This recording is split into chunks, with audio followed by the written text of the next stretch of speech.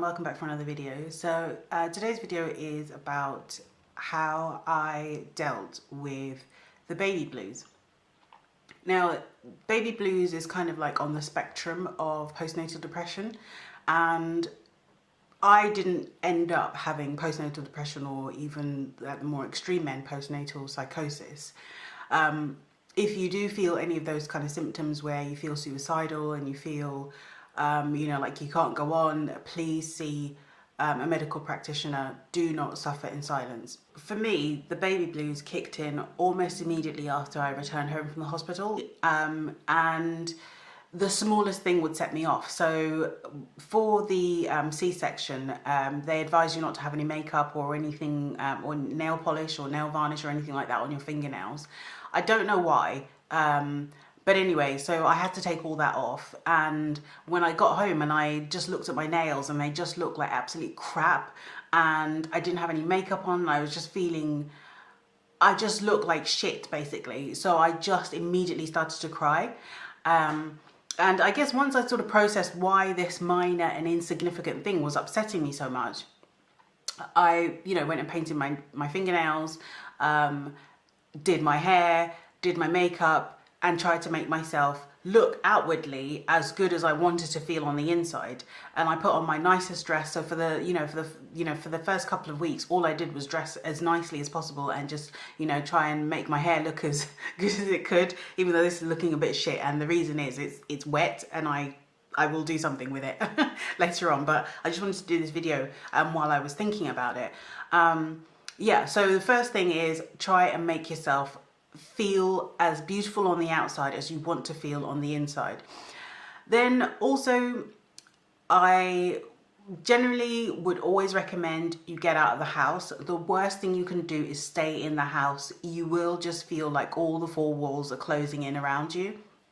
And I know sometimes people, when you have depression, you just want to stay at home and, you just want people to leave you alone. And that's all well and good if you don't want friends and family around. But I would always recommend that you get out of the house and try and do some exercise. I mean, I love to eat, so I have to counterbalance that with some exercise. And I say counterbalance because obviously I eat way more than I do in exercise, but that's another story. But somebody, I remember saying that exercise is nature's best antidepressant or something like that, or getting outdoors or like fresh air is nature's antidepressant. And I cannot agree more wholeheartedly with that statement. I would get out, basically I make a point of getting out every single day, and we go for a very long walk, Faith and I. And, I make sure that I go to like baby groups as well. I mean, some of them can be free, some of them you have to pay for, but all the more reason to just get out of the house, and also just like, if you can, fit in some like mummy and baby buggy fitness classes. It's a great way to meet other parents, and actually you get to talk to an adult. So, and basically just getting out is really, really important. And now, lack of sleep is one of the things that can really send you absolutely loopy. I know for me in the first, I'd say, first 2 months, Faith did not sleep through the night, and most babies don't really sleep through the night at that age. They will be frequently hungry, and they don't know the difference between the time of day, so they don't really sleep at night because they don't know that it's nighttime. There's various strategies that you can employ to help your child know the difference between night and day, but the bottom line is they are going to be awake throughout the night. And one of the things that people always said to me was that sleep when your baby sleeps. Now, when I heard that, I was like, who the hell sleeps during the daytime? Nobody does that. Except, like, say if you have a day off at work or something, and, you might lie in and you might sleep in until like 12 or something like that. But for the most part, you don't really most adults don't have afternoon naps. But you should try and sleep when your baby sleeps. Now, it'll take you a long time to adjust to that concept, because when my baby was sleeping, I was tidying up and that's another point that I'll come on to, but I was tidying up. And I would say, leave all of that. When your baby is like non-mobile, you can tidy up while your baby is non-mobile and awake. So just leave that, just try and get some sleep. honestly, it will do you the world of good. And that's what I used to do. Like, it took me about 2 months before I finally like registered that I was too tired to be awake while she was sleeping. So I would just like sleep and get, you know, maybe 2-3 hours of, well, not 3, but maybe 1 to 2 hours of sleep while she was sleeping. So I highly recommend get some sleep. And when your partner or, you know, boyfriend, girlfriend, whatever, comes back, just hand over the baby and go to sleep, which is what I used to do. When Ross would get in, here's the baby, I'm going to bed. And I would sleep for a couple of hours, and then obviously, you know,